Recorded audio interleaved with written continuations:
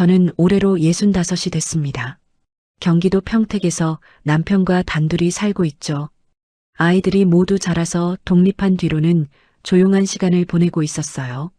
그러던 어느 날 딸 민지에게서 전화가 왔습니다. 둘째를 출산했다는 소식이었죠. 저는 너무 기뻐서 당장이라도 달려가고 싶었어요. 민지는 저희 외동딸이거든요. 결혼한 지 벌써 5년이 됐고 첫째에 이어 둘째까지 낳아 이제 내 식구가 됐다는 게 실감이 안 났습니다. 엄마, 산후조리 좀 도와주실 수 있어요? 민지의 목소리가 조금 지쳐 있었어요. 당연히 도와줘야죠. 저는 바로 남편에게 말했습니다. 여보, 민지 집에 일주일 정도 다녀올게요. 애 낳았다잖아요. 남편도 흔쾌히 알았다고 했죠. 저는 서둘러 짐을 쌌습니다. 딸과 손주들을 위해 반찬도 몇 가지 만들어서 큰 보냉백에 담았어요. 갓 태어난 아기를 위한 선물도 준비했죠. 다음 날 아침 일찍 집을 나섰습니다. 민지네는 수원 영통구에 살고 있었어요. 아파트가 아니라 4층짜리 빌라였죠. 평택에서 수원까지는 버스로 1시간 정도 걸렸어요. 창밖 풍경을 보며 가는 내내 손주들 얼굴만 생각했습니다. 버스에서 내려 내비게이션을 보며 골목길을 걸어 들어갔어요. 조용한 주택가였습니다. 새로 지은 건 아니지만 깔끔하게 관리된 빌라가 보였죠. 민지가 살고 있다는 그곳이었어요. 저는 숨을 고르고 초인종을 눌렀습니다. 잠시 후 딸이 문을 열었어요. 민지는 얼굴이 많이 부어 있었지만 그래도 반갑게 웃으며 저를 맞아줬죠. 엄마 오셨어요? 그래, 힘들었지? 어디 보자. 저는 딸을 꼭 안아줬습니다. 민지는 제 품에 안기더니 조금 울먹이는 것 같았어요. 산후 호르몬 때문인지 감정이 북받친 모양이었죠. 집 안으로 들어가니 첫째 손주 지훈이가 장난감을 갖고 놀고 있었어요. 이제 4살이 됐죠. 저를 보더니 달려와서 안겼습니다. 할머니, 어머, 우리 지훈이 많이 컸네. 할머니가 얼마나 보고 싶었는데. 저는 지훈이를 안아 올리고 볼에 뽀뽀를 해줬어요. 아이는 까르르 웃었죠. 그 모습을 보니 가슴이 따뜻해졌습니다. 안방에서는 갓 태어난 둘째가 자고 있었어요. 작고 포동포동한 아기를 보니 신기하기만 했죠. 민지가 조용히 말했습니다. 엄마, 정말 고마워요. 준호는 요즘 회사 일이 너무 바빠서 도저히 집안일까지 못 봐주겠더라고요. 사위 준호 얘기가 나왔습니다. 저는 사위가 중견 IT 기업에서 과장으로 일한다고 알고 있었어요. 민지 결혼할 때 많이 알아봤거든요. 괜찮은 직장에 성실한 성격이라고 해서 안심했었죠. 준호는 어디 있어? 아, 오늘도 일찍 나갔어요. 프로젝트 막바지라서 거의 매일 야근이래요. 민지의 표정이 조금 어두워 보였어요. 하긴 신생아 키우는 게 쉬운 일이 아니죠. 남편이 바쁘다 보면 산모 혼자 모든 걸 감당해야 하니까요. 저는 짐을 정리하고 소매를 걷어붙였습니다. 우선 부엌부터 정리했어요. 설거지가 쌓여 있더라고요. 빨랫감도 한가득이었죠. 민지는 아기한테 젖을 먹이느라 정신이 없었습니다. 엄마가 다 할 테니까 넌 쉬어. 알았지? 네, 엄마. 정말 미안해요. 미안하긴 뭐가 미안해. 당연한 거지. 저는 하루 종일 집안일을 했어요. 설거지하고 빨래하고 청소했죠. 지훈이랑도 놀아주고요. 저녁 준비도 했습니다. 반찬통을 가득 채워뒀어요. 해가 질 무렵 사위 준호가 들어왔습니다. 저는 거실에서 지훈이랑 블록을 쌓고 있었죠. 어머님 오셨어요? 수고 많으셨습니다. 준호는 넥타이를 풀며 인사했어요. 피곤해 보였습니다. 얼굴에 지친 기색이 역력했죠.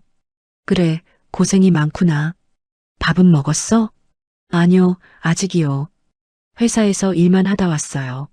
저는 준호에게 따뜻한 저녁을 차려줬습니다.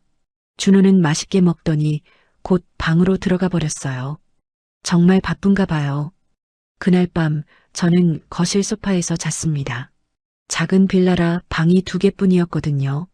안방은 민지네 부부가 쓰고 작은 방은 지훈이가 썼죠.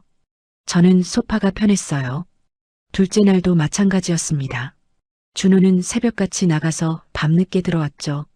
저는 하루 종일 집안일을 했어요. 민지는 산후조리를 하느라 누워 있었고 저는 지훈이를 돌보고 아기도 봤습니다. 사흘째 되던 날이었어요. 그날도 준호는 이른 아침에 나갔습니다. 저는 평소처럼 설거지를 하고 청소를 했죠. 빨래도 한가득 쌓여 있었어요. 점심을 먹고 나서 저는 빨래를 들고 옥상으로 올라갔습니다. 빌라 옥상에는 빨랫줄이 쳐져 있었거든요. 날씨가 좋아서 빨래 널기 딱 좋았어요. 계단을 올라가는데 숨이 좀 찼습니다. 역시 나이가 드니 체력이 예전 같지 않더라고요. 천천히 계단을 올라 옥상 문을 열었죠. 가을 햇살이 따사로웠어요. 바람도 선선했습니다. 저는 빨랫감을 바구니에서 꺼내 하나씩 널기 시작했어요. 딸의 옷, 지훈이의 작은 티셔츠들, 수건들을 빨랫줄에 걸었죠. 그때였습니다. 옥상 한쪽 구석, 물탱크 뒤편에서 이상한 소리가 들렸어요. 바람에 뭔가 흔들리는 소리였죠. 저는 호기심이 생겼습니다. 물탱크 쪽으로 다가갔어요. 그곳에는 검은 비닐봉지 여러 개가 쌓여 있었습니다. 누군가 버린 쓰레기인가 싶었죠. 하지만 뭔가 이상했어요. 옥상에 왜 쓰레기를 쌓아두겠어요? 저는 한 봉지를 집어들었습니다. 그리고 그 안을 들여다본 순간 저는 완전히 얼어붙고 말았습니다. 비닐봉지 안에는 신용카드가 가득 들어 있었습니다. 그냥 한두 장이 아니었어요. 수십 장이 고무줄로 묶여 있었죠. 저는 손이 떨리기 시작했습니다. 카드를 자세히 보니 이름이 다 달랐어요. 김민수, 이영희, 박철호. 모두 다른 사람들의 이름이었죠. 통장도 함께 있었습니다. 역시 여러 명의 명의로 된 통장이었어요. 저는 가슴이 쿵 내려앉는 느낌이었습니다. 이게 대체 뭘까요? 왜 이런 게 여기 있는 걸까요?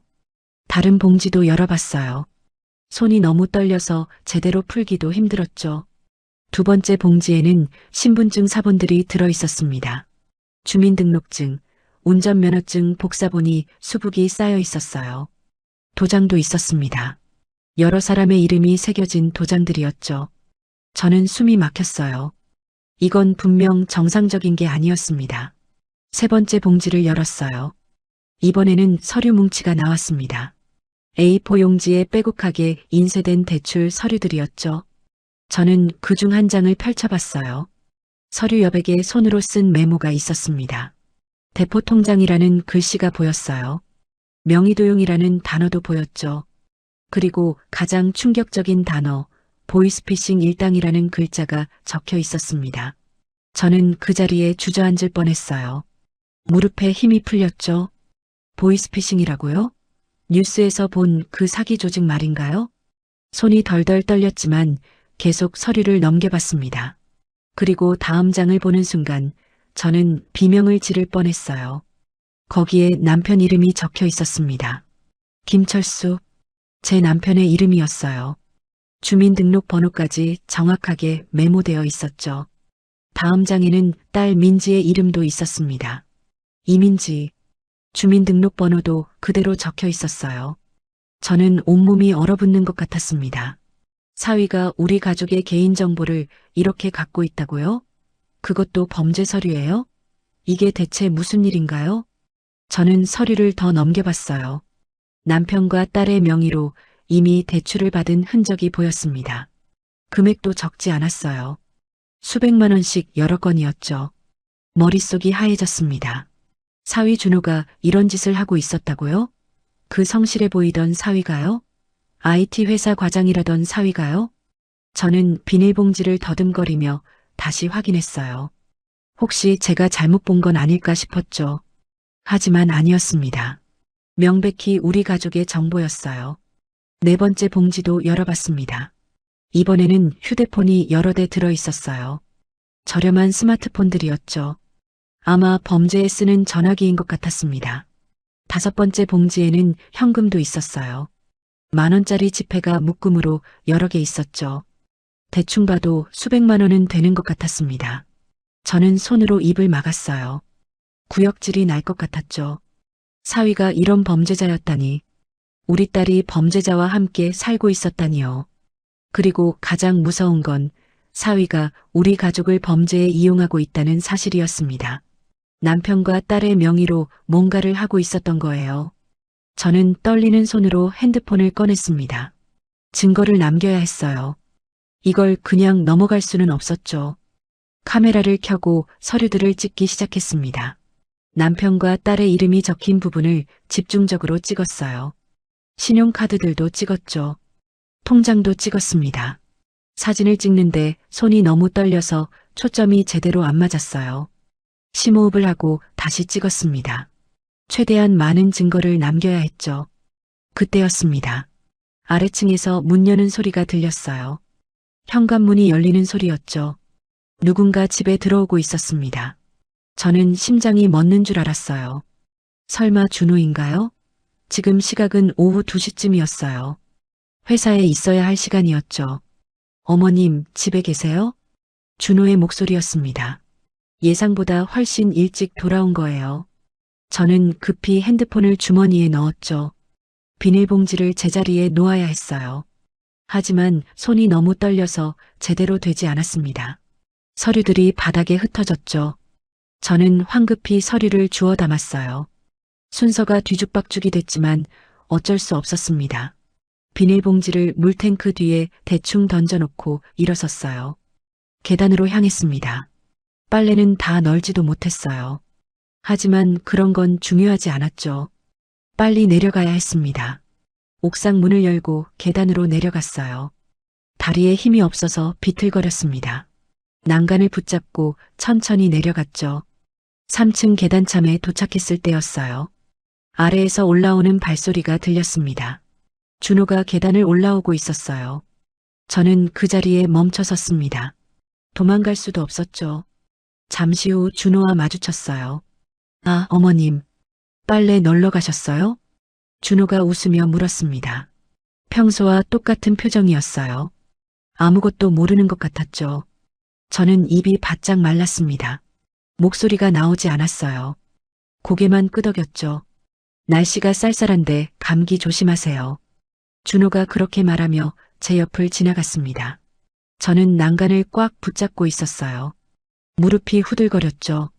준호의 발소리가 위층으로 올라갔습니다. 옥상으로 가는 소리였어요.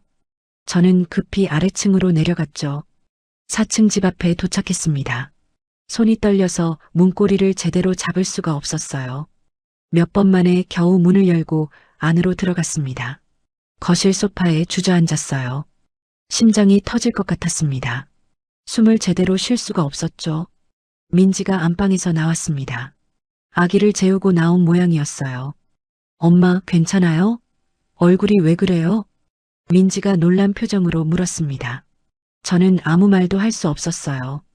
그저 손을 흔들며 괜찮다는 신용만 했죠. 얼굴이 너무 창백해요. 어디 아파요? 아니야, 괜찮아. 그냥 계단 오르내리느라 좀 힘들었나 봐. 저는 겨우 목소리를 냈습니다. 떨리는 목소리였지만 최대한 평정을 유지하려고 애썼어요. 민지는 물을 가져다 줬습니다. 저는 물을 마시며 진정하려고 했어요. 하지만 계속 옥상의 비닐봉지들이 눈앞에 아른거렸죠. 그리고 무엇보다 준호가 지금 옥상에 있다는 사실이 너무 무서웠습니다. 제가 뒤적거린 흔적을 발견하면 어떡하죠? 알아채면 어떻게 되는 건가요? 저는 소파에 앉아 천장만 바라봤어요. 위층에서 발소리가 들렸습니다. 준호가 옥상을 확인하고 있는 것 같았죠. 온몸이 얼어붙었습니다.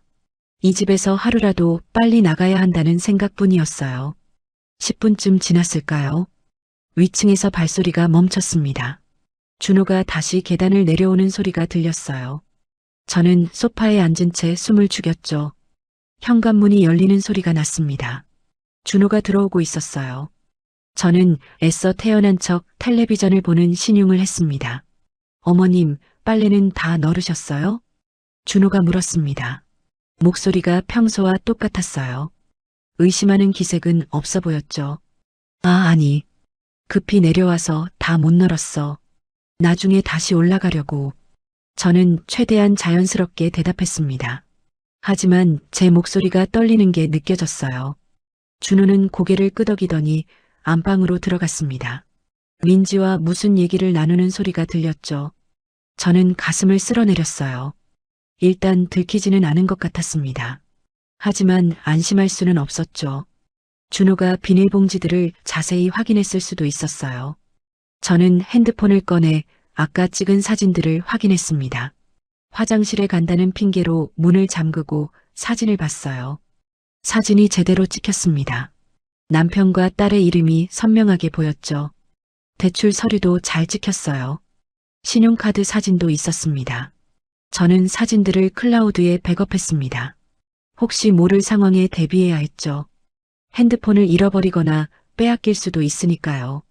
화장실에서 나왔을 때 준호는 거실 소파에 앉아 있었습니다. 노트북을 펼쳐놓고 뭔가 작업을 하고 있었어요. 어머님, 오늘 회사에서 재택 근무하기로 했어요. 그래서 일찍 들어왔죠. 준호가 설명했습니다. 저는 억지로 웃으며 고개를 끄덕였어요. 그래, 집에서 일하는 것도 좋지. 하지만 속으로는 불안했습니다. 준호가 집에 있으면 제가 움직이기 힘들었어요. 옥상에 다시 올라갈 수도 없었죠. 오후 내내 준호는 거실에서 일했습니다.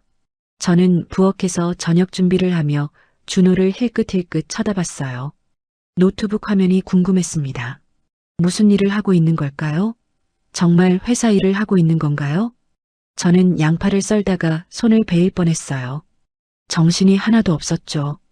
온통 옥상에 그 비닐봉지들만 생각났습니다. 준호는 가끔 전화를 받았습니다. 조용한 목소리로 통화했어요. 무슨 말인지 잘 들리지 않았죠. 네, 알겠습니다. 내일까지 처리하겠습니다. 단편적으로 들리는 말들이었어요. 업무 통화처럼 들렸지만 확신할 수 없었습니다. 저녁 6시쯤 됐을 때 준호가 말했습니다. 어머님, 오늘은 제가 일찍 들어왔으니까 같이 저녁 먹어요. 평소 같았으면 반가운 제안이었을 거예요. 하지만 지금은 아니었죠. 준호와 한 테이블에 앉아 밥을 먹는다는 게 너무 무서웠습니다. 그래, 그러자. 저는 억지로 대답했어요. 식탁에 음식을 차렸습니다. 손이 떨려서 그릇을 놓을 때마다 덜컥거렸죠. 민지도 나와서 함께 앉았습니다. 아기는 안방에서 자고 있었어요. 지훈이는 제 옆에 앉았죠. 어머님, 반찬 정말 맛있어요. 역시 어머님 손맛이 최고예요. 준호가 밥을 먹으며 말했습니다. 웃는 얼굴이었어요. 전혀 이상한 점이 없어 보였죠. 저는 밥을 입에 넣었지만 넘어가지 않았습니다. 목구멍이 막힌 것 같았어요. 물을 마시며 억지로 삼켰죠. 엄마, 입맛이 없어요? 드시는 게 너무 없으신데. 민지가 걱정스럽게 물었습니다. 저는 괜찮다고 손을 흔들었어요. 아니야, 오늘 좀 피곤해서 그래. 나이 들어서 그런가 봐. 준호가 저를 쳐다봤습니다. 그 눈빛이 뭔가 이상했어요. 의심하는 것 같기도 하고 확인하는 것 같기도 했죠. 어머님, 오늘 옥상에 오래 계셨어요? 준호의 질문에 저는 숨이 멎는 줄 알았습니다. 젓가락을 놓칠 뻔했어요. 아니, 빨래만 널고 금방 내려왔어. 저는 최대한 담담하게 대답했습니다. 하지만 목소리가 떨린다는 걸 알 수 있었죠. 준호는 잠시 저를 쳐다보더니 고개를 끄덕였습니다. 요즘 이 동네에 도둑이 들었다는 소문이 있던데요. 옥상에도 함부로 놔둔 물건 있으면 조심하셔야 해요. 저는 그 말에 등골이 오싹했습니다. 이건 경고였어요. 분명히 경고였죠. 준호는 옥상에서 제가 뭔가 본 걸 알아챈 거예요. 아니면 적어도 의심하고 있었습니다. 그래. 조심해야지. 저는 겨우 대답했어요. 밥을 더 이상 먹을 수가 없었습니다. 식사 내내 준호는 계속 저를 관찰했어요. 아주 자연스럽게 티 안 나게 쳐다봤죠. 하지만 저는 다 느낄 수 있었습니다. 준호는 알고 있었어요. 제가 옥상에서 뭔가 발견한 걸 알고 있었습니다.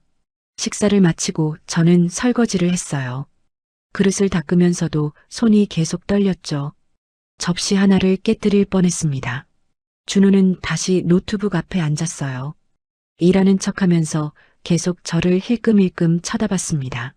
저는 견딜 수가 없었어요. 이 집에 하루라도 더 있으면 안 될 것 같았죠. 밤 9시쯤 됐을 때 저는 핸드폰으로 남편에게 메시지를 보냈습니다. 화장실에 숨어서 보냈어요. 여보, 큰일 났어요. 전화할게요. 하지만 준호가 있는 상황에서 전화할 수는 없었습니다. 나중에 모두 잠들면 전화해야 했죠. 밤 10시가 넘어서 민지가 먼저 잠자리에 들었습니다. 아기가 자주 깨서 일찍 자야 한다고 했어요. 준호는 여전히 거실에서 노트북을 보고 있었습니다. 저는 소파에 누웠지만 잠이 올 리 없었죠. 눈을 감은 척했지만 신경은 곤두서 있었습니다. 준호의 모든 움직임이 느껴졌어요. 1시간쯤 지났을까요? 준호가 일어나는 소리가 났습니다. 안방으로 들어가는 것 같았어요. 저는 살짝 눈을 떴습니다. 거실에 아무도 없었죠. 안방불도 꺼졌어요. 하지만 저는 안심할 수 없었습니다. 준호가 정말 잔다는 보장이 없었으니까요. 저는 이불을 뒤집어 쓰고 핸드폰을 꺼냈습니다. 화면 밝기를 최소로 낮추고 남편에게 메시지를 보냈어요. 지금 전화하면 안 돼요. 내일 아침 일찍 집에 갈게요. 무슨 일인지는 그때 설명할게요. 남편에게서 답장이 왔습니다. 무슨 일이야? 걱정되네. 조심해서 와. 저는 핸드폰을 끄고 이불 속에 숨었습니다. 눈을 감았지만 잠은 오지 않았어요. 온갖 생각이 머릿속을 스쳤습니다. 어떻게 해야 할까요? 경찰에 신고해야 할까요? 아니면 그냥 모른 척 해야 할까요? 하지만 모른 척 할 수는 없었습니다. 남편과 딸의 명의가 이미 도용됐어요. 더 큰 피해가 생기기 전에 막아야 했죠. 새벽 2시쯤 됐을 때 안방에서 소리가 났습니다. 문이 열리는 소리였어요. 저는 눈을 꼭 감고 자는 척했습니다. 심장이 쿵쿵거렸죠. 발소리가 거실로 다가왔어요. 준호였습니다. 물을 마시러 나온 것 같았죠. 하지만 물을 마시는 소리는 들리지 않았어요. 대신 제 쪽으로 다가오는 발소리가 들렸습니다. 준호가 소파 옆에 서 있었어요. 저는 숨소리조차 죽였습니다. 한참 동안 준호는 거기 서 있었어요. 저를 내려다보고 있는 게 느껴졌죠. 그리고 작은 목소리로 중얼거렸습니다. 자고 계시나? 준호는 다시 안방으로 들어갔습니다. 문이 닫히는 소리가 났어요. 저는 이불 속에서 온몸을 떨었습니다. 준호가 절 확인하러 나온 거예요. 제가 정말 자고 있는지 보러 온 거였죠. 이 집에서 하루라도 빨리 나가야 했습니다. 내일 새벽 모두가 자는 시간에 나가야 했어요. 그렇지 않으면 큰일이 날 것 같았습니다. 그날 밤은 지옥 같았습니다. 한숨도 잘 수 없었어요. 눈을 감으면 준호가 제 옆에 서 있던 모습이 떠올랐죠. 새벽 5시쯤 됐을 때 저는 조용히 일어났습니다. 가방을 챙겨야 했어요. 하지만 소리를 내면 안 됐죠. 천천히 소파에서 일어나 짐을 모았습니다. 가져온 옷가지들을 가방에 넣었어요. 최대한 소리가 나지 않게 조심했죠. 그런데 안방에서 소리가 났습니다. 아기가 우는 소리였어요. 저는 그 자리에 얼어붙었죠. 민지가 아기를 달래는 소리가 들렸습니다. 다행히 준호는 깨지 않은 것 같았어요. 저는 다시 소파에 누웠습니다. 아직 나갈 수 없었죠. 모두가 완전히 잠들 때까지 기다려야 했습니다. 1시간쯤 더 기다렸어요. 아기도 다시 잠들었고 집안이 조용해졌죠. 아침 7시가 됐습니다. 곧 준호가 일어날 시간이었어요. 저는 더 이상 기다릴 수 없었습니다. 거실 테이블 위에 메모를 남겼어요. 급한 일이 생겨서 먼저 간다고 적었죠. 민지에게 미안하다는 말도 썼습니다. 가방을 들고 현관으로 향했습니다. 신발을 신는데 손이 떨렸어요. 신발끈을 묶다가 놓쳤죠. 그때 안방 문이 열렸습니다. 저는 심장이 멎는 줄 알았어요. 민지가 나왔습니다. 부스스한 머리로 저를 봤죠. 엄마, 어디 가요? 벌써 가시게요? 민지가 놀란 표정으로 물었습니다. 저는 웃으며 대답했어요. 응, 아빠한테 급한 일이 생겼대. 먼저 가봐야 할 것 같아. 무슨 일인데요? 큰일이에요? 아니야, 괜찮아. 걱정 마. 너는 몸조리 잘하고.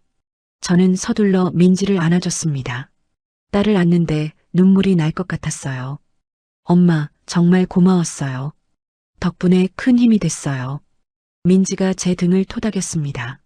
저는 울먹이는 목소리로 대답했죠. 그래, 몸 잘 챙기고, 아기들도 잘 키우고. 저는 민지를 놓고 현관문을 열었습니다. 뒤도 돌아보지 않고 나왔어요. 계단을 빠르게 내려갔습니다. 1층에 도착해서 밖으로 나왔죠. 새벽 공기가 차가웠습니다. 골목길을 빠르게 걸었어요. 자꾸 뒤를 돌아봤습니다. 혹시 준호가 따라오지 않을까 해서요. 큰 길까지 나와서 택시를 잡았습니다. 한참을 기다렸는데 택시가 안 잡혔어요. 10분쯤 지났을 때 드디어 빈 택시가 왔습니다. 저는 황급히 손을 들었죠. 평택으로 가주세요. 택시에 타서도 뒤를 계속 확인했습니다. 민진의 빌라가 점점 멀어졌어요. 기사님이 말을 걸었습니다.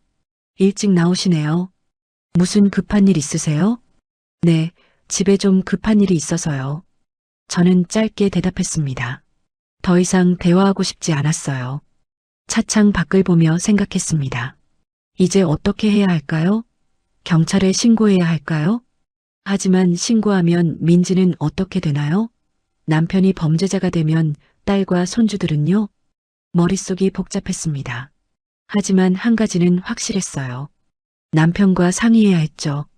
평택까지 택시비가 꽤 나왔지만 신경 쓸 겨를이 없었어요.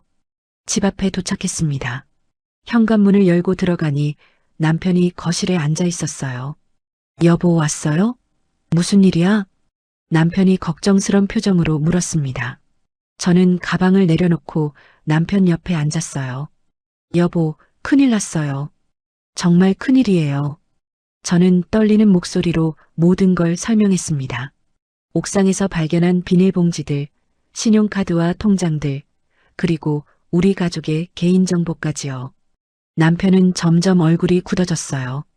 제 얘기를 다 듣고 나서 한참 동안 아무 말도 하지 못했죠. 그게 정말이야? 준호가 그런 짓을? 네, 제가 직접 봤어요.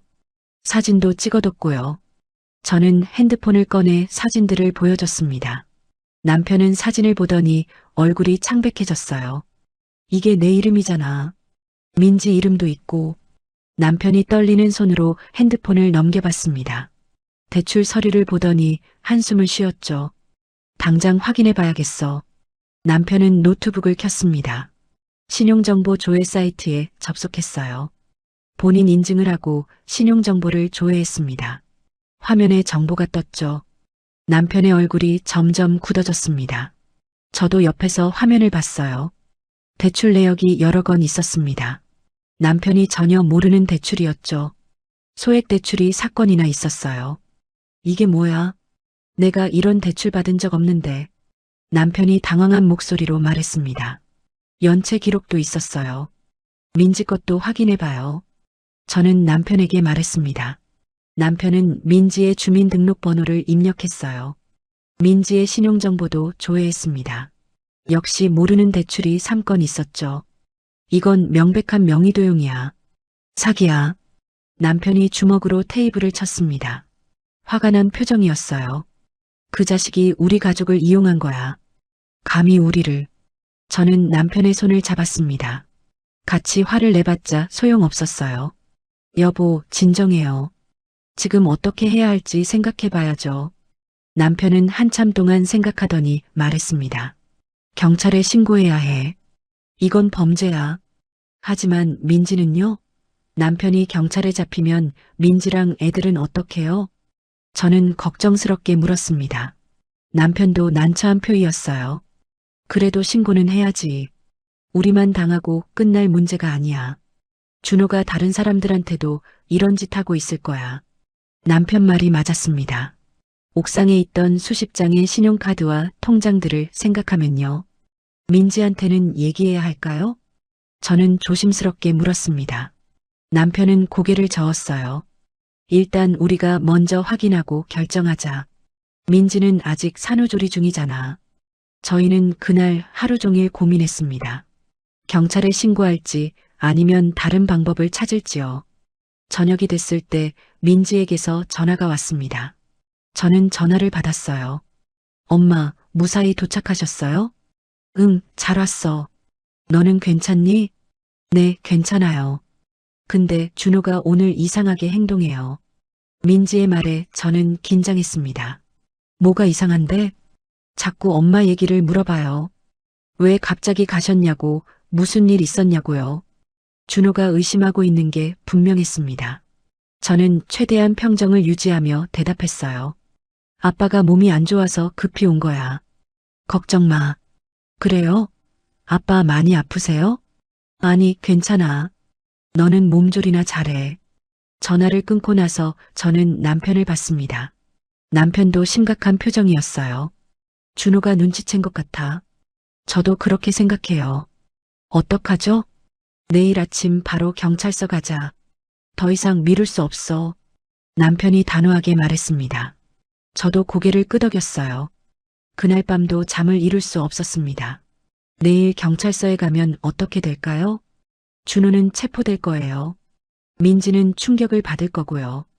손주들은 아빠 없이 자라게 되는 건가요? 하지만 선택의 여지가 없었습니다. 이대로 두면 더 큰 피해가 생길 게 분명했죠. 새벽에 눈을 떴을 때 결심이 섰습니다.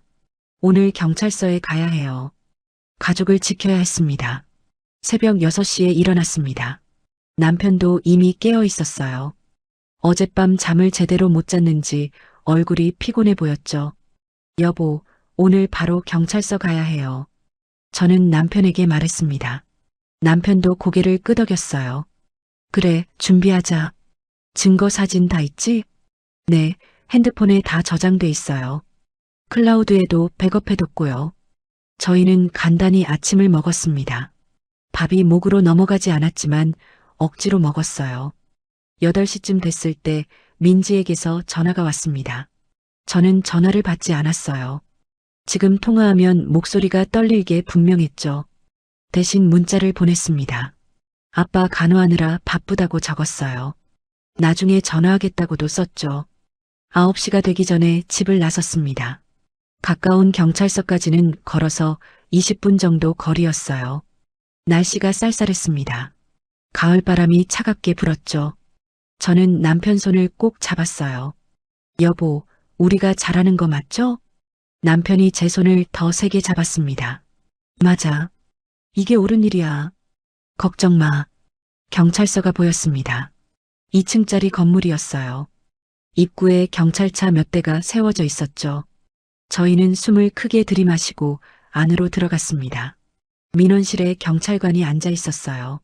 무슨 일로 오셨습니까? 젊은 남자 경찰관이 물었습니다. 저는 떨리는 목소리로 대답했어요. 명의도용 피해를 신고하러 왔습니다.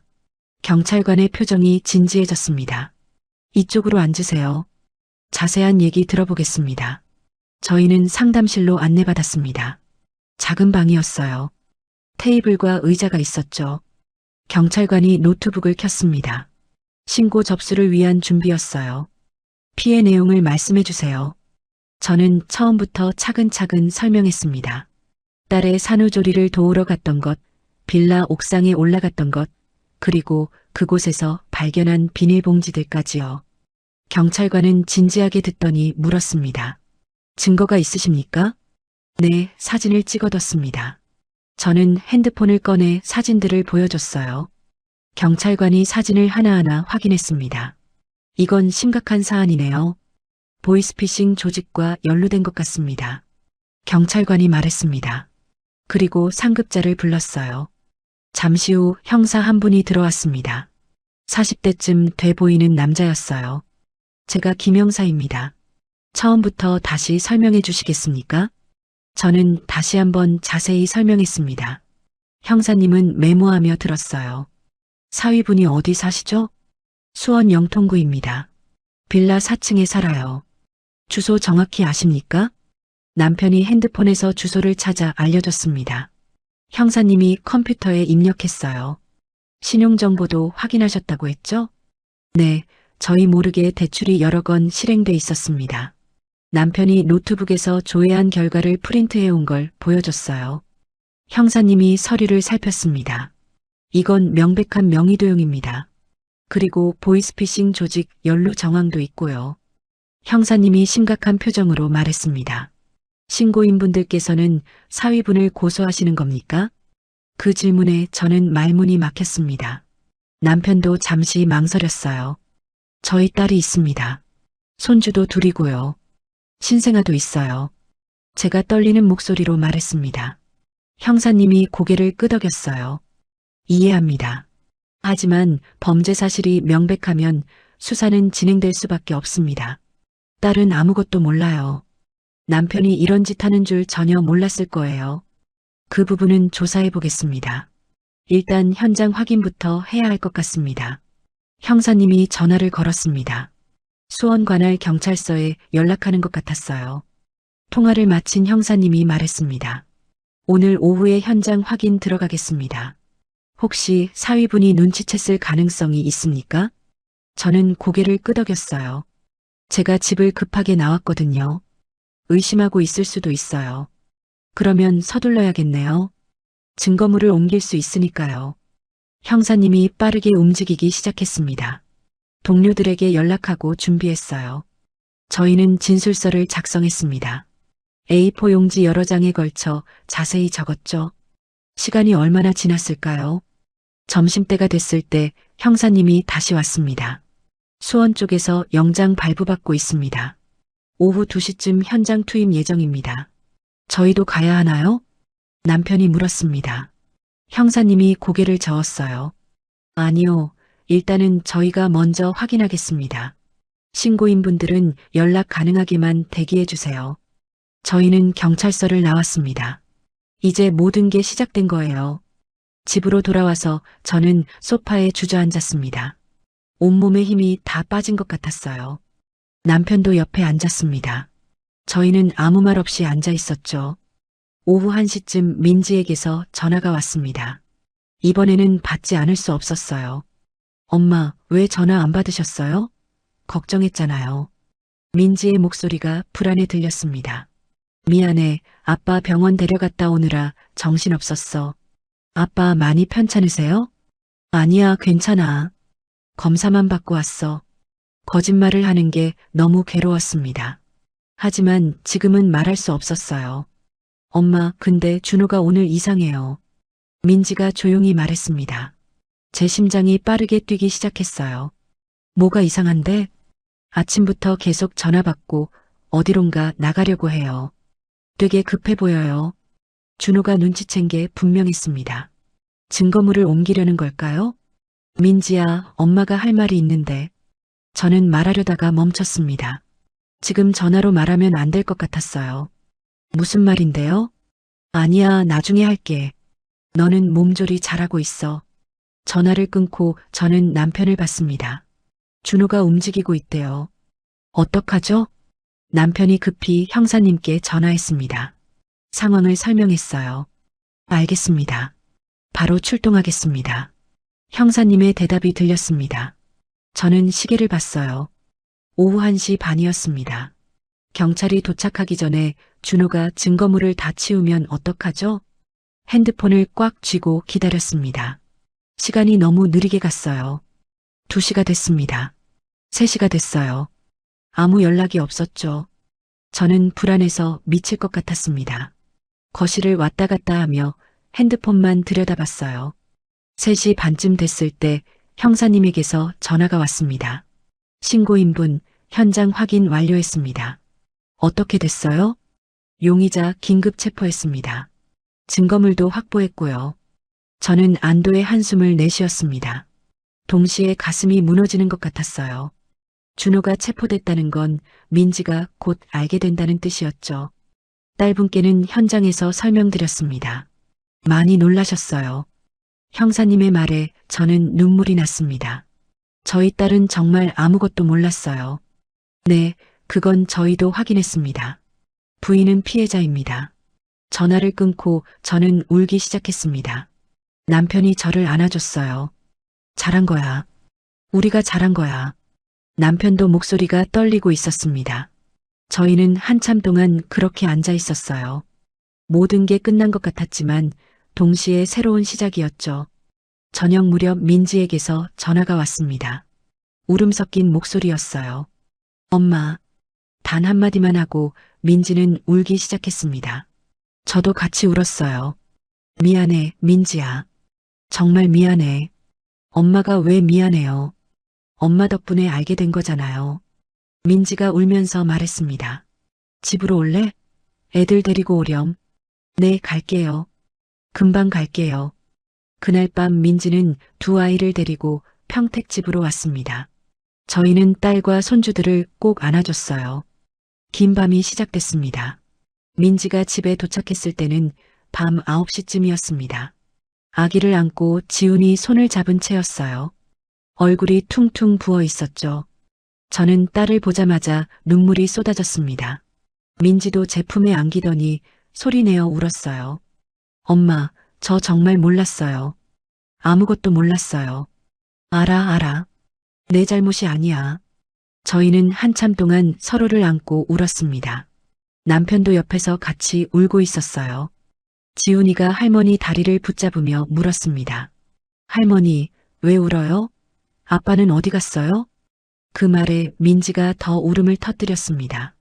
아직 4살인 지훈이에게 뭐라고 설명해야 할까요? 지훈아, 아빠는 일 때문에 좀 바쁘단다. 할머니 집에서 놀자. 남편이 지훈이를 안아올리며 말했습니다. 지훈이는 고개를 갸웃했지만 더 묻지 않았어요. 민지를 안방에 앉혔습니다. 아기는 자고 있었고 지훈이는 거실에서 남편과 놀고 있었죠. 민지야, 괜찮아? 저는 딸 옆에 앉으며 물었습니다. 민지는 고개를 저었어요. 엄마, 경찰이 준호를 데려갔어요. 옥상에 올라가더니 비닐봉지를 다 가져갔어요.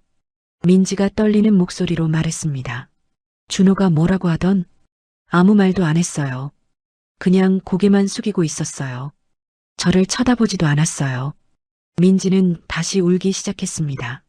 저는 딸의 등을 토닥였어요. 경찰이 저한테 물어봤어요.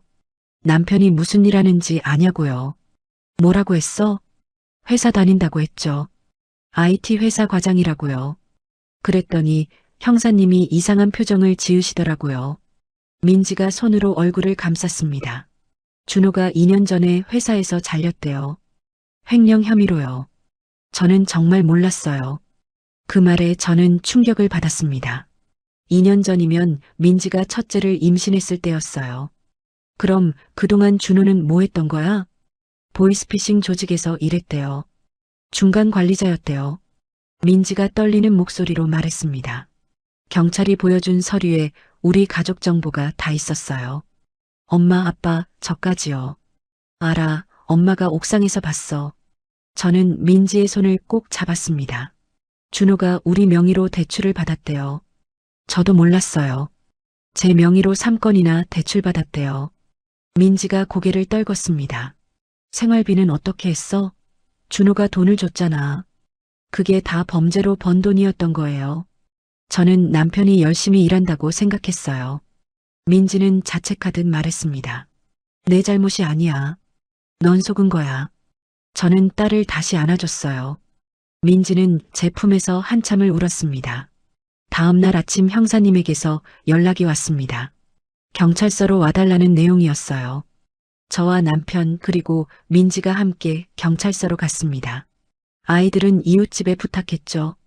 형사님이 조사 내용을 설명해 줬습니다. 용의자 조준호는 3년 전부터 보이스피싱 조직에 가담했습니다.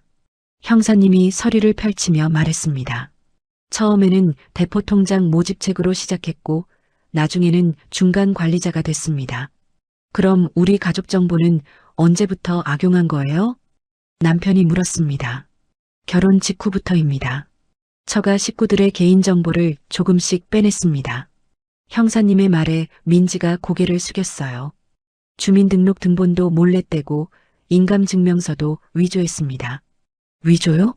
네, 도장을 몰래 만들어서 사용했습니다. 신고인분들 명의로 대포통장을 만들고 대출도 받았죠. 저는 분노가 치밀었습니다. 그렇게까지 치밀하게 계획한 거예요. 피해 규모는 어느 정도입니까? 남편이 물었습니다. 신고인 가족만 3천만 원 정도입니다. 다른 피해자들까지 합치면 2억이 넘습니다.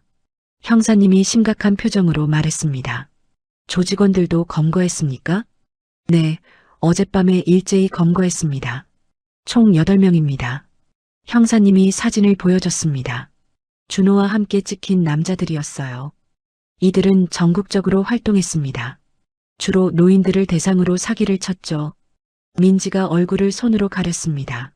남편이 무슨 짓을 한 건지 알게 된 거예요. 부인은 정말 몰랐습니까? 형사님이 민지를 보며 물었습니다. 민지가 고개를 들었어요. 정말 몰랐어요. 남편이 회사 다닌다고만 알고 있었어요. 실직 사실도 몰랐습니까? 네, 전혀요. 매일 출근하는 것처럼 나갔어요. 민지가 떨리는 목소리로 대답했습니다. 생활비는 어떻게 받으셨습니까? 남편 통장으로 들어오는 돈이 있었어요. 월급이라고 생각했죠. 그게 다 범죄 수익이었습니다. 형사님의 말에 민지는 다시 고개를 숙였어요. 부인은 피해자입니다. 걱정하지 마세요. 형사님이 민지를 안심시켰습니다. 앞으로 어떻게 되나요? 제가 물었습니다. 용의자는 구속될 것입니다. 죄질이 나쁘고 증거가 명백합니다. 재판은 언제쯤 시작되나요? 한 달 정도 후에 시작될 겁니다. 신고인분들은 증인으로 출석하셔야 합니다. 저희는 고개를 끄덕였어요. 명의도용 피해는 어떻게 회복하나요? 남편이 물었습니다. 신용회복위원회에 신청하시면 됩니다. 범죄 피해자로 인정받으시면 대출 기록도 삭제됩니다. 형사님이 안내 서류를 건네줬습니다. 경찰서를 나오는 길에 민지가 말했습니다. 엄마, 저 이혼할 거예요. 저는 딸을 봤어요. 민지의 눈에는 눈물이 고여 있었지만 표정은 단호했습니다. 그래, 내가 결정한 거면 엄마가 지지할게. 아이들을 범죄자, 아빠 밑에서 키울 순 없어요. 민지가 주먹을 꽉 쥐며 말했습니다. 당연하지. 우리가 도와줄게. 남편도 딸의 어깨를 토닥였습니다. 집으로 돌아오는 길에 저는 생각했습니다. 제가 그날 옥상에 올라가지 않았다면 어땠을까요? 아마 계속 속았을 거예요. 더 큰 피해가 생겼을 수도 있었죠. 그 작은 우연이 가족을 구한 겁니다. 일주일 후 저희는 신용회복위원회를 찾아갔습니다. 범죄 피해 사실을 증명하고 대출 기록 삭제를 신청했어요. 담당자가 친절하게 안내해줬습니다. 피해 회복까지는 시간이 좀 걸립니다. 하지만 걱정 마세요. 다 처리될 겁니다. 저희는 서류를 제출하고 집으로 돌아왔습니다. 민지는 변호사를 선임해 이혼 절차를 시작했어요. 준호는 구치소에서 이혼 동의서에 서명했답니다. 한 달이 지났습니다. 재판이 시작됐어요. 저와 남편은 증인으로 출석했습니다. 법정에서 준호를 봤습니다. 수감복을 입고 수갑을 찬 모습이었어요. 준호는 저희를 보고 고개를 숙였습니다. 미안하다는 말도 없었죠. 재판장이 물었습니다. 피고인, 공소 사실을 인정합니까? 네, 인정합니다. 준호가 작은 목소리로 대답했습니다. 처가 식구들의 명의를 도용한 것도 인정합니까? 네. 준호는 더 이상 변명하지 않았어요. 재판은 석 달 동안 계속됐습니다. 여러 차례 공판이 열렸죠. 마침내 선고가 났습니다. 징역 5년이었어요. 피고인의 범행은 계획적이고 죄질이 매우 나쁩니다. 특히 가족까지 범죄에 이용한 점은 용서받을 수 없습니다. 판사님이 준호를 보며 말했습니다. 준호는 고개를 숙인 채 법정을 나갔습니다. 저희는 그 모습을 말없이 지켜봤어요. 법원을 나오며 민지가 말했습니다. 이제 끝났네요. 그래, 이제 시작이야. 새로운 시작. 저는 딸의 손을 꼭 잡았습니다. 긴 악몽이 끝났습니다. 하지만 상처는 남아 있었죠. 그 상처를 치유하는 데는 시간이 필요했어요. 재판이 끝나고 한 달쯤 지났을 때였습니다. 민지가 갑자기 쓰러졌어요. 그날 저녁 민지는 아기한테 젖을 먹이다가 그대로 정신을 잃었습니다. 저는 깜짝 놀라 119에 전화했죠. 여보세요, 딸이 쓰러졌어요. 빨리 와주세요. 구급차가 10분 만에 도착했습니다. 민지를 들것에 실어 병원으로 옮겼어요. 응급실에서 의사 선생님이 말했습니다. 극심한 스트레스로 인한 실신입니다. 산후 우울증도 심한 것 같습니다. 저는 가슴이 무너지는 것 같았어요. 민지가 얼마나 힘들었을까요? 입원이 필요합니까? 남편이 물었습니다. 일단 이틀 정도 입원하시는 게 좋겠습니다. 정신과 상담도 필요해 보입니다. 민지는 병실에 입원했습니다. 창백한 얼굴로 누워있는 딸을 보니 너무 안쓰러웠어요. 엄마, 미안해요. 제가 약해서. 민지가 작은 목소리로 말했습니다. 무슨 소리야? 내가 약한 게 아니야. 너무 힘든 일을 겪은 거지. 저는 딸의 손을 꼭 잡았습니다. 엄마, 전 남편이 그런 사람인 줄 정말 몰랐어요. 5년이나 같이 살았는데. 민지는 눈물을 흘렸어요. 알아. 준호가 너무 잘 숨긴 거야. 내 잘못이 아니야. 하지만 제가 눈치를 못 챈 건 사실이에요. 제가 좀 더 관심을 가졌으면. 그만해. 자책하지 마. 저는 딸을 안아줬습니다. 민지는 제 품에서 한참을 울었어요. 이틀 후 민지는 퇴원했습니다. 하지만 예전의 밝은 모습은 찾아볼 수 없었죠. 집에서도 민지는 자주 멍하니 앉아 있었습니다. 아기가 울어도 반응이 느렸어요. 저는 정신과 상담을 권했습니다. 처음에 민지는 거부했어요. 엄마, 전 정신병자 아니에요. 그게 아니야. 마음이 많이 다친 거잖아. 전문가 도움이 필요해. 결국 민지는 정신과 상담을 받기 시작했습니다. 일주일에 2번씩 병원에 갔어요. 한 달쯤 지나자 민지가 조금씩 나아지기 시작했습니다. 아이들한테 웃어주기도 했죠. 엄마, 상담 선생님이 그러시는데요. 제가 너무 자책할 필요 없대요. 민지가 어느 날 말했습니다. 그렇지. 선생님 말씀이 맞아. 전 피해자라고 하시더라고요. 가해자는 준호고요. 민지의 목소리에 조금씩 힘이 생기고 있었습니다. 이제 나 자신을 위해 살아야 한대요. 애들을 위해서라도요. 그래, 잘 생각했어. 저는 딸이 조금씩 회복되는 게 보여서 다행이었습니다. 그동안 저희 부부도 신용 회복을 위해 바쁘게 움직였어요. 은행마다 찾아다니며 대출 기록 삭제를 요청했습니다. 범죄 피해 확인서를 제출했죠. 금융감독원에도 민원을 넣었습니다. 신용등급 회복을 위해서였어요. 3개월쯤 지나자 대출 기록이 하나둘 삭제되기 시작했습니다. 신용등급도 조금씩 올라갔어요. 여보, 이제 좀 나아지는 것 같아. 남편이 컴퓨터 화면을 보며 말했습니다. 다행이에요. 정말 다행이야. 저는 안도의 한숨을 쉬었습니다. 민지도 이혼 절차를 마무리했습니다. 정식으로 이혼이 확정됐어요. 엄마, 이제 전 싱글맘이에요. 민지가 씁쓸하게 웃으며 말했습니다. 괜찮아. 우리가 있잖아. 네, 엄마 아빠 덕분에 살아요. 민지는 아이들과 함께 친정에서 지내기로 했습니다. 당분간은 그게 최선이었죠. 지훈이는 가끔 아빠 얘기를 했습니다. 할머니, 아빠는 언제 와요? 그럴 때마다 저는 가슴이 아팠어요. 지훈아, 아빠는 먼 곳에서 일하고 계셔. 한동안 못 올 거야. 아빠 보고 싶어요. 그래, 알아. 할머니가 지훈이 많이 놀아줄게. 지훈이를 안아주며 저는 생각했습니다. 이 아이가 크면 진실을 알게 되겠죠. 그때는 뭐라고 설명해야 할까요? 6개월이 지났습니다. 민지는 이력서를 쓰기 시작했어요. 엄마, 전 다시 일하려고요. 그래, 애들은 어떻게 하고? 엄마 아빠가 봐주실 수 있죠? 민지가 조심스럽게 물었습니다. 당연하지. 우리가 봐줄게. 감사해요, 엄마. 민지는 여러 회사에 지원했습니다. 결혼 전에 사무직으로 일했던 경력이 있었거든요. 한 달쯤 뒤 한 회사에서 연락이 왔습니다. 면접을 보러 가더니 합격했어요. 엄마, 붙었어요. 다음 주부터 출근이에요. 민지가 밝은 얼굴로 말했습니다. 오랜만에 보는 웃는 얼굴이었어요. 잘했어, 우리 딸. 정말 잘했어. 저는 딸을 꼭 안아줬습니다. 민지가 일을 시작하면서 가족의 일상도 조금씩 자리를 잡아갔습니다. 아침마다 민지는 출근 준비를 했어요.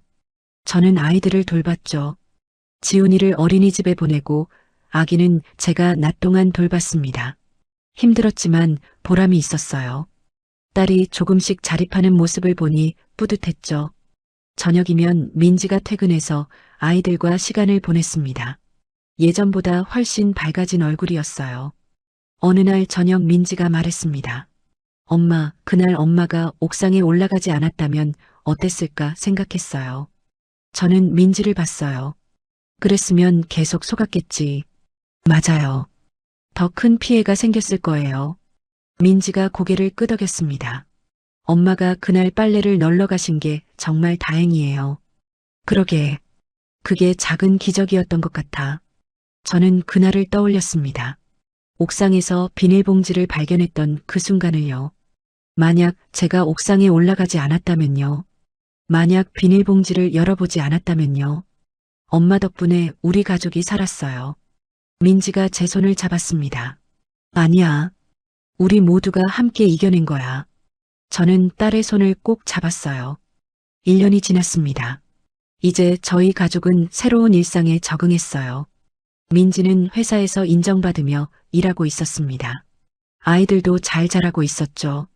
지훈이는 이제 5살이 됐어요. 아빠 얘기는 예전보다 덜 했습니다. 둘째도 건강하게 자라고 있었어요. 돌이 지나면서 걷기 시작했죠. 저와 남편의 신용도 완전히 회복됐습니다. 대출 기록도 다 삭제됐고요. 하지만 그날의 기억은 여전히 생생했습니다. 옥상에서 비닐봉지를 발견했던 순간, 준호와 계단에서 마주쳤던 순간, 경찰서에 신고했던 순간들이요. 여보, 가끔 생각해요. 제가 용기를 못 냈으면 어땠을까? 저는 남편에게 말했습니다. 당신이 용감했어. 가족을 지켰어. 남편이 제 손을 잡았습니다. 하지만 민지가 너무 힘들어하는 걸 보면 가슴이 아파요. 그래도 진실을 알게 된 게 다행이야. 더 늦었으면 더 큰 상처가 됐을 거야. 남편 말이 맞았습니다. 빨리 발견했기에 피해를 최소화할 수 있었어요. 민지는 이제 새로운 사람을 만날 준비를 하고 있었습니다. 아직은 아니지만 언젠가는요. 엄마, 전 이제 남자를 보는 눈을 키워야 할 것 같아요. 민지가 농담처럼 말했습니다. 그래, 다음엔 좋은 사람 만나야지. 네, 이번엔 신중하게 볼 거예요. 민지가 웃었습니다. 진심으로 웃는 얼굴이었어요. 저는 딸이 다시 웃을 수 있게 된 게 감사했습니다. 손주들이 건강하게 자라는 것도요. 그 악몽 같던 시간들이 이제는 조금씩 추억이 되어가고 있었습니다. 물론 완전히 잊을 수는 없을 거예요. 하지만 그 경험이 저희를 더 강하게 만들었습니다. 가족의 소중함을 깨달았고 진실의 중요성도 알게 됐죠. 무엇보다 서로를 의지하고 사랑하는 법을 배웠습니다. 저는 지금도 가끔 그날을 생각합니다. 옥상에 올라간 그날을요. 만약 그날 빨래를 널러 가지 않았다면 어땠을까요? 만약 비닐봉지를 보고도 그냥 지나쳤다면요?